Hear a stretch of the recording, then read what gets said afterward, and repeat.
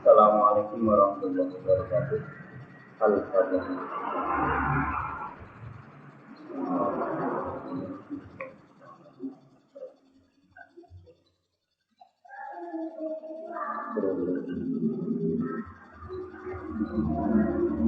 Bismillahirrahmanirrahim. Alhamdulillahi rabbil alamin. Alhamdu utawi kekabihan iku lillahi tetap kagungane Allah. Rabbil alamin kang mengirani alam kabeh. Musannaf dalam mengawali kitabnya, selain kemarin menuliskan basmalah, yang kedua diteruskan dengan atau alhamdulillahi rabbil alamin. Kedua kalimat ini adalah kalimat yang memang dianjurkan untuk dibuat sebagai permulaan suatu aktivitas yang dalam hal ini adalah arahnya dari suatu kitab. Jadi kalau basmalah itu dibuat sebagai awalan itu kita sudah sering mendengar. Tapi kalau alhamdulillah atau alhamdulillah itu mungkin yang sering kita lakukan dan kita ketahui. Alhamdulillah itu diucapkan ketika selesai melakukan aktivitas sebagai bentuk syukur karena telah melakukan aktivitas tersebut. Itu juga benar.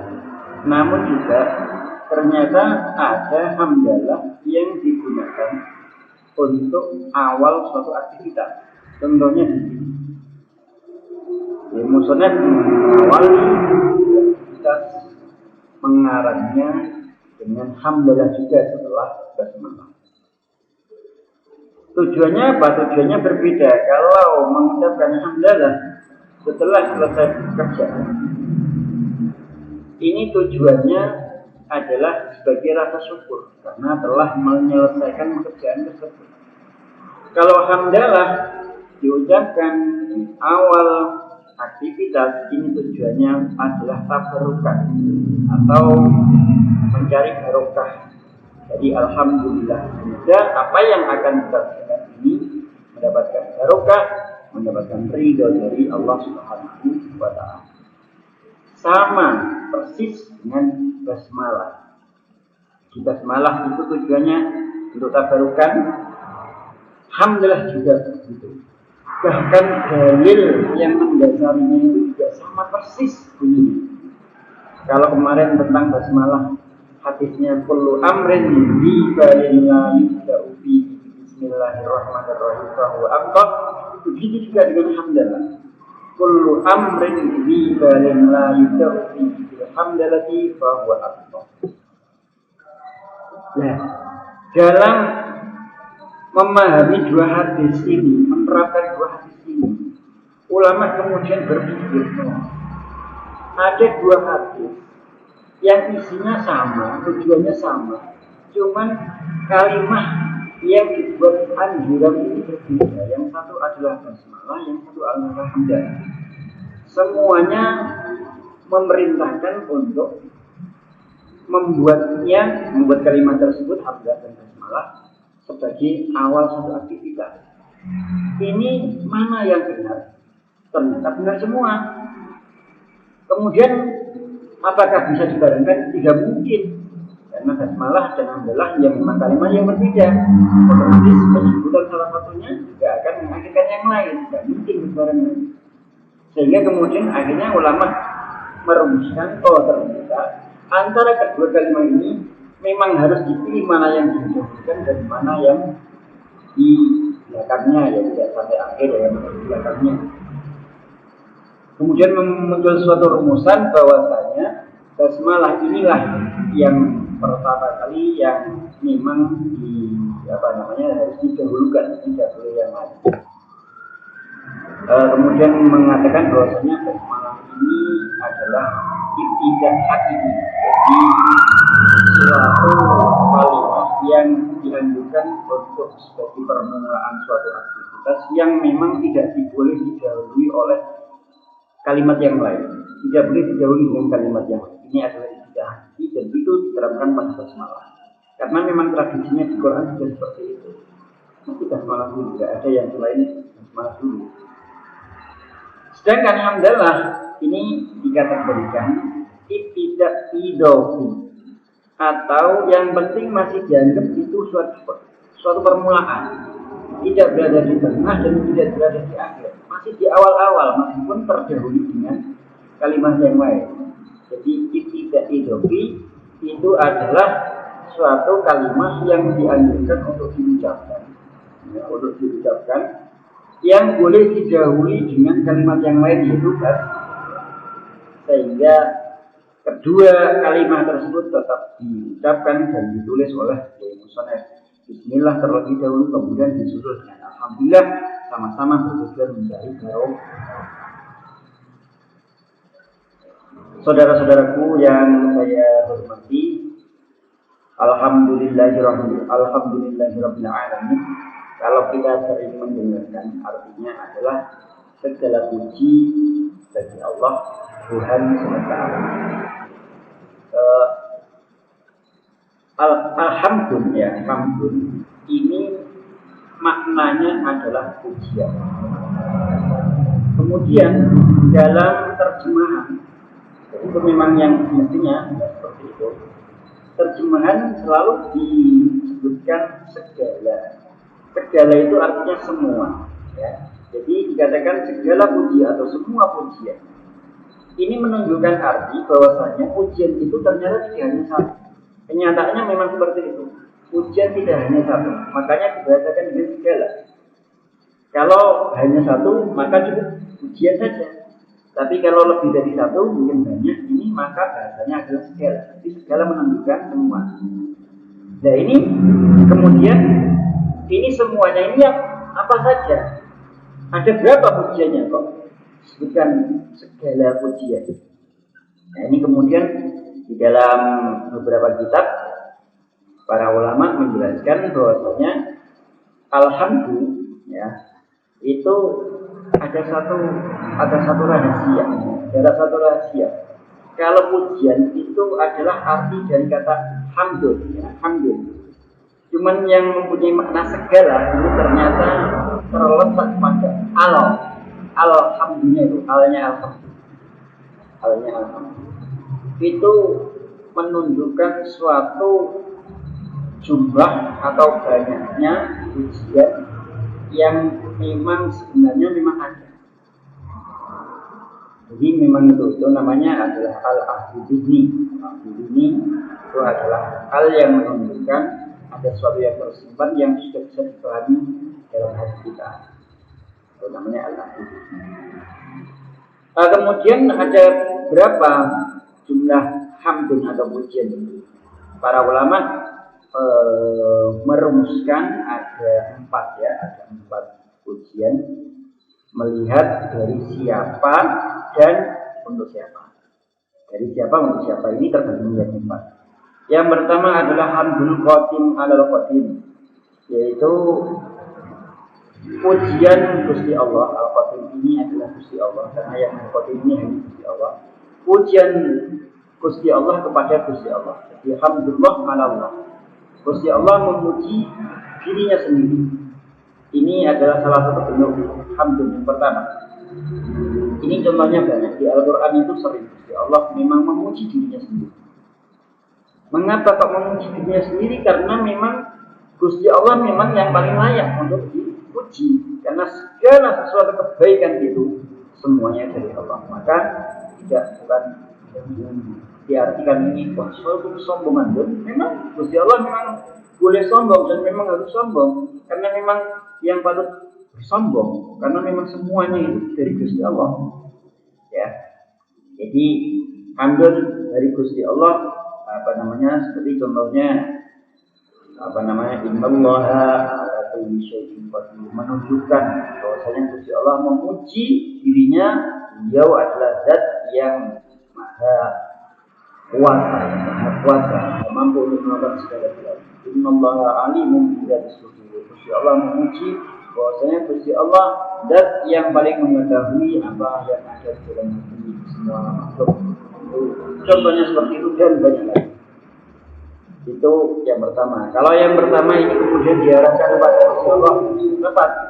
Gusti Allah pada Gusti Allah itu berarti salah satu bentuk pujian yang termasuk itu diarahkan atau ditujukan pada Gusti Allah.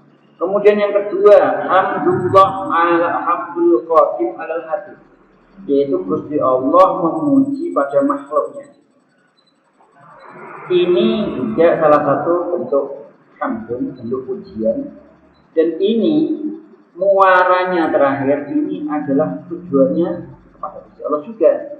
Jadi meskipun yang dipuji ini adalah makhluk, tapi muara akhirnya atau pada akhirnya hamdun ini, pujian ini akan mengarah kepada Gusti Allah. Contohnya Gusti Allah memuji Nabi Muhammad, Gusti Allah memuji Nabi Musa, Nuh, Gusti Allah bahwa wa innaka la'ala khuluqin azim. Ini pujian Gusti Allah kepada Nabi Muhammad. Wa rasulan billahi namanya seperti pujian Gusti Allah kepada Nabi Isa, Nasolihin, seperti itu. Banyak lagi yang terdapat dalam Al-Quran. Pujian Gusti Allah pada para nabinya, kepada orang-orang soleh, penyelupang hakim dan lain sebagainya. Itu adalah salah satu bentuk pujian. Yang kedua, hamdul qadim ala hadis. Hamdul qadim ala hadis ini kalau di sini disebutkan itu juga sebenarnya mengarah pada tujuan pujian kepada Gusti Allah. Bagaimana bisa pujian yang ditujukan kepada makhluk kok muaranya kembali kepada Gusti Allah? Karena begini. Karena yang makhluk ini adalah yang menciptakan Gusti Allah. Semua yang dilakukan makhluk dan yang dikerjakan dan yang dimampu oleh makhluk ini sumbernya juga dari Gusti Allah. Orang itu menjadi bagus dari Gusti Allah juga. Orang itu menjadi berakhlak yang baik itu juga yang mengundang Gusti Allah, yang menciptakan Gusti Allah, yang membuat Gusti Allah. Maka kalau semuanya dari Allah, ketika ada pujian yang mengarah pada makhluk itu sama halnya mengarah pada Gusti Allah. Maka nanti dalam contohnya hamdun yang ketiga, hamdul hadis alal qadim, bahwasanya makhluk memuji Gusti Allah sebagaimana kita berdoa dan ini aman dan lain sebagainya itu salah satu bentuk puji-pujian terhadap Gusti Allah, itu jelas. Kemudian yang terakhir adalah hamdul hadis al-qadis, yaitu pujian makhluk kepada makhluk yang lain. Itu juga disebutkan semua empat ini ya, hamdul qadim al-qadim, hamdul qadim al-hadis, hamdul hadis al-qadim, hamdul hadis al-hadis. Itu akhirnya muaranya adalah tertuju pada Gusti Allah. Bagaimana bisa? Karena begini, meskipun memuji makhluk itu tadi, makhluk itu akhirnya makhluk itu hakikatnya adalah ciptaan Gusti Allah. Maka ketika orang memuji makhluk itu sama saja dengan memuji Gusti Allah. Dicontohkan seperti ini. Kalau ada seorang tukang membuat meja atau kursi, ini kemudian ada orang lain yang datang dan memuji tentang produk yang dibuatnya. Ini kursi cantik sekali. Ini kira-kira nanti yang kursinya siapa? Kursinya atau yang buat kursi? Tentunya ya yang membuat kursi. Karena kursinya ya dia kan dibuat, ya. Terlepas jadi memang dia tidak bisa tersenyum, ya. Dia kan dibuat. Kalau yang membuat tidak membuat cantik, dia tidak akan jadi cantik, kan? Jadi kalau ada orang memuji atau mengatakan suatu barang ini bagus, ini tentunya juga mengarah dari yang dibuat yang bagus. Ini adalah yang membuatnya. Maka apabila kita memuji orang lain, misalkan pintarnya, kamu kok pintar banget, itu kan sama saja kita memuji Gusti Allah juga. Akhirnya kan begitu, karena kalau kita rundutkan dia bisa menjadi pintar itu karena dari Gusti Allah. kita memuji kecantikan, memuji kegantengan, itu juga pada akhirnya juga muaranya memuji pada Gusti Allah, karena yang bisa membuatkan hanya Gusti Allah. Itu benar. Oleh dari itu, dari pemahaman seperti ini bisa kita juga menarik satu kesimpulan. Oleh karena itu kita jangan sampai menghina seseorang, menghina orang lain ya, menghina orang lain atau bahkan makhluk lain, menghina baik secara fisik maupun secara kelakuan. Kenapa? Karena ini yang tersinggung juga nanti yang membuat ya. Jadi kalau tadi dicontohkan memuji suatu produk, misalkan kursi, ini baik itu nanti yang tersinggung itu juga yang membuat. Kalau kita menjelek-jelekan satu barang, satu produk, itu nanti yang tersinggung juga ya, yang membuat. Yang juga tidak akan bisa menjawabnya. Jadi kalau posisi pemilik dapur jeleknya misalkan seperti itu kursinya tidak akan terus jadi mengkerut, itu tidak akan bisa. Terus kemudian langsung patah semua, itu juga tidak akan. Tapi yang tersinggung itu yang membuat ya. Maka dari situ kita juga jangan sampai harus berpikir kalau kita menghina pada orang lain, kita tidak merasa bahwasanya nanti yang membuatnya itu yang tersinggung. Apalagi kita mengkritik tentang fisik seseorang. Oh, dasar kamu kebal, dasar kamu pendek, misalkan seperti itu. Dasar kamu hitam. Loh, yang buat itu siapa? Oh, dia tidak ingin hitam, dia nggak ingin pendek kok. Yang membuat kan itu Gusti Allah. Ini kalau orang itu berpikir mesti bagaimana ini nanti kalau yang membuatnya tidak terima. Karena buatannya kok malah dijelek-jelekan. Padahal Gusti Allah membuat itu mesti ada tujuannya. Tidak mungkin Gusti Allah dalam produk itu tidak mungkin. Tidak mungkin ya, tidak seperti manusia. Kalau manusia itu mesti ada sebenarnya itu bisa, tapi Gusti Allah tidak mungkin. Jadi yang jelek-jelek itu memang dikehendaki untuk menjadi jelek. Nah, cuman mesti Gusti Allah mempunyai hikmah dari itu yang mungkin kita tidak tahu. Oleh karena tidak boleh kita mengkritik atau menjelek-jelekan seseorang, bahkan makhluk lain pun tidak boleh. Makhluk apapun, karena orang itu mesti akan harus berpikir seperti ini. Kalau yang saya jelekkan mungkin dia tidak akan dibalas, tapi Gusti Allah kan Maha Tahu. Gusti Allah kan yang membuat. Jadi dia harus berpikir berulang kali kalau ini. Dan memang tidak boleh menjelek-jelekan kepada orang. Alhamdulillahirabbil alamin.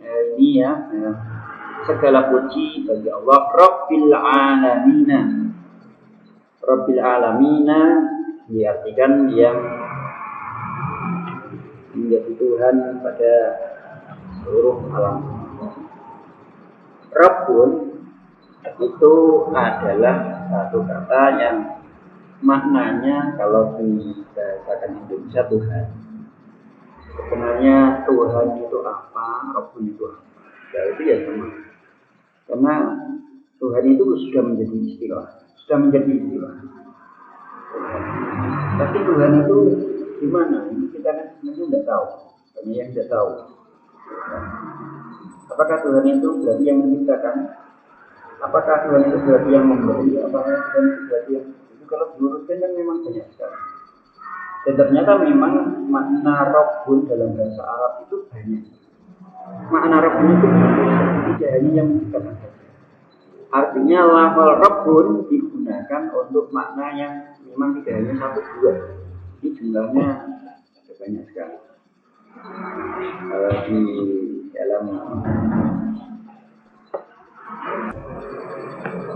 Di dalam satu keterangan ada syiriran yang menyebutkan tentang makna dari Rabbun. Sekiranya sebagai Hartawi.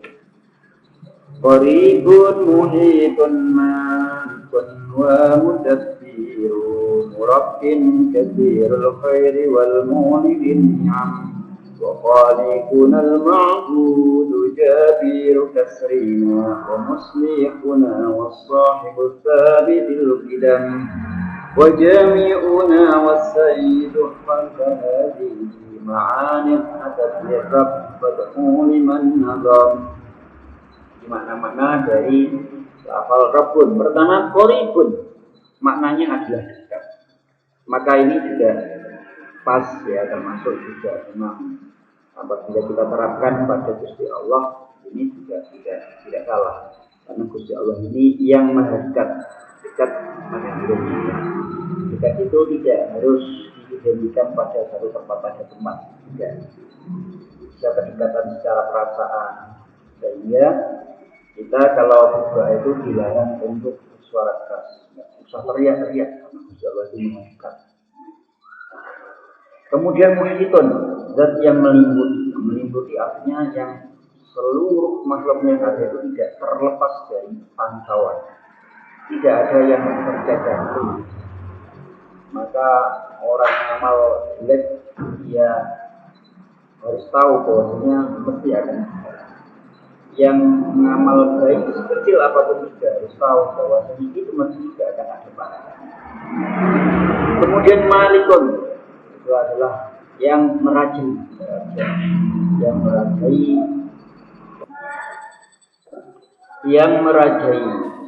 ya, dari semua raja. Jadi nanti di akhirat Gusti Allah akan menunjukkan kembali kepada makhluk bahwasanya di hari itu Malik Yaumiddin, maka ada dalam ayat Al-Quran surah Al-Fatihah, Malik Yaumiddin itu karena Gusti Allah akan menunjukkan dan semua makhluk itu akan terperangkap, karena memang ternyata memang Gusti Allah ini adalah satu-satunya dan yang menjadi raja.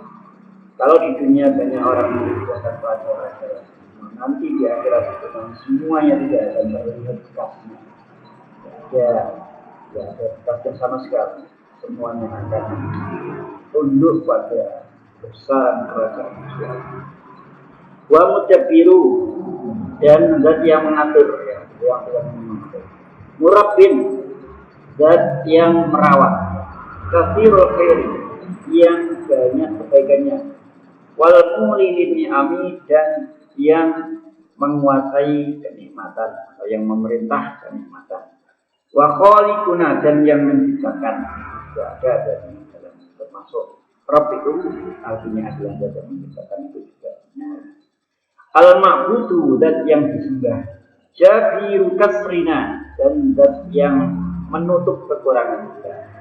Wa muslihuna, zat yang memperbaiki kita. Wa sahibu sakiti, dan zat yang mempunyai ketetapan yang kokoh. Al-qidam, zat yang al-qidam, dan zat yang qidam, yang bersifat qidam, yang dahulu tanpa ada permulaan.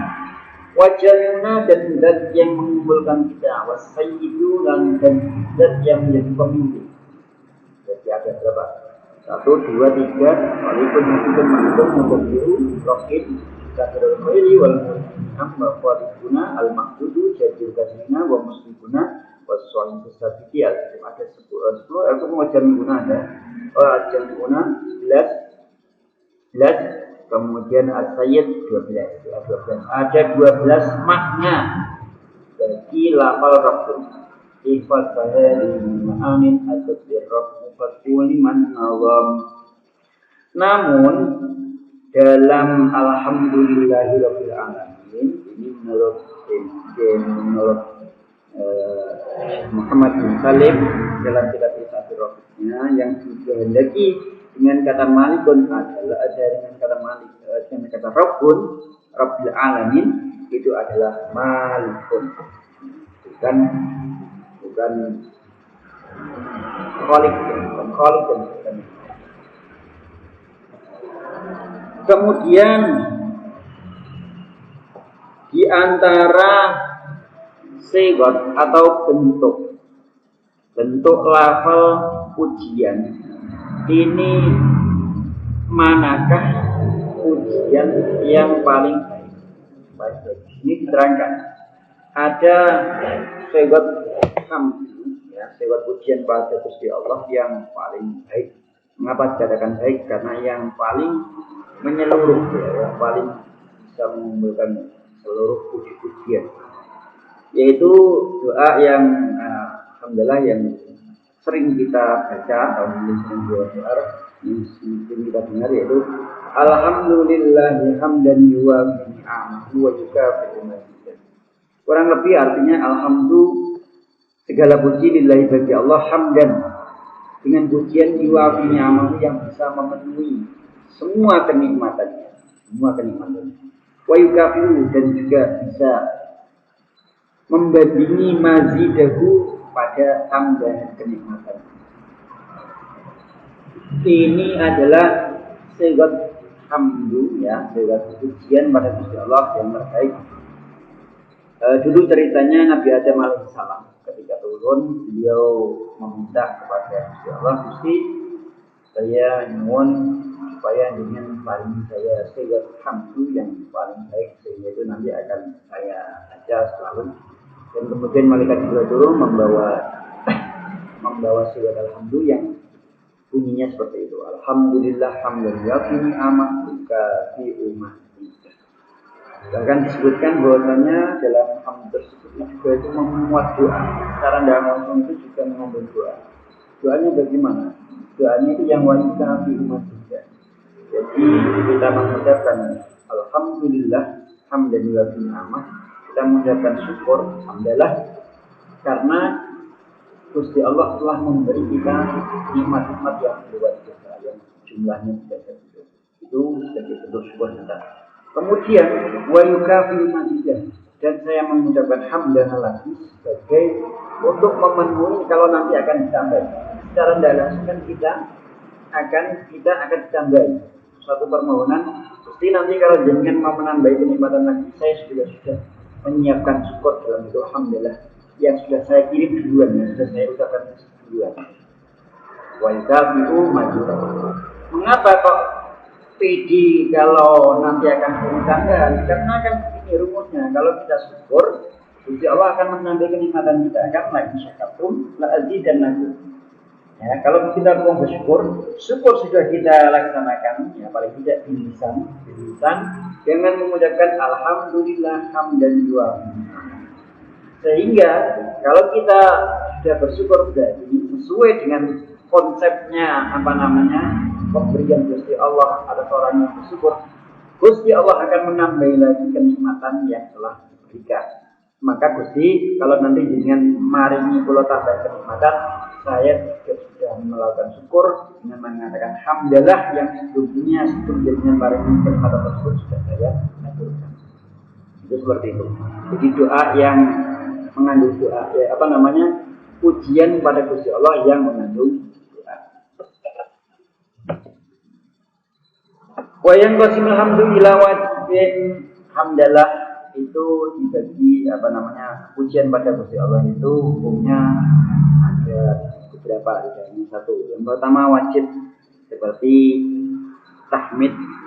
Tahmid yang kita baca di waktu sholat yaitu ketika kita membaca surat Al-Fatihah, di mana alhamdulillahirabbil alamin ini adalah salah satu dari ayat Fatihah. Kemudian saat khutbah Jumat itu juga wajib. Kalau tanpa alhamdulillah ini tidak sah semuanya. Kemudian juga ada yang hukumnya sunat, yaitu seperti khutbah nikah, dan juga setelah makan itu hukumnya sunat kita membaca alhamdulillah. Kemudian ada yang hukumnya makruh untuk diucapkan, yaitu ketika kita berada di tempat-tempat yang kotor, toilet, di kamar mandi, di WC, itu makruh kalau mengucapkan alhamdulillah. Alhamdulillah utamanya yang mengikut al-azam atau ayat Al-Quran itu makruh. Karena apa? Karena tidak sesuai. Kesucian hamdalah akan ternodai gara-gara kita bertempat di tempat yang itu dan atau makruh. Kemudian yang terakhir ada hamdalah itu, ada tahmid itu bahkan haram untuk diucapkan. Yaitu tahmid karena setelah melakukan maksiat itu tidak boleh diucapkan. Jadi ada orang menang mobil, alhamdulillah dapat mobil, itu tidak boleh. Karena alhamdulillah itu kalimat yang suci, bahkan untuk satu kemaksiatan itu tidak boleh. Dan ini kadang-kadang orang itu mungkin ada orang yang juga melihat maksiatan yang tidak dianggap sebagai masalah atau maksiat, itu secara spontan dia mengucapkan alhamdulillah, itu yang haram. Contohnya apa? Ya contohnya anak muda-mudi yang ketemu pacarnya, alhamdulillah, ya, seperti itu. Ya, itu kan haram, itu kan maksiat. Maksiat tidak selayaknya kita mendapatkan hadiah dari pacarnya. Ya, alhamdulillah juga. Ya maksudnya ya itu ya tidak apa-apa. Cuman dari pacarannya itu kan suatu hal yang ya itu juga masalah juga ya. Nah, itu artinya kesucian bersalah itu jangan sampai digunakan untuk hal-hal yang kotor dan hal-hal yang maksiat, itu tidak boleh. Karena itu bisa perlu kita menjaganya kesucian dari alhamdulillah. Ilahuna wallahu ta'ala.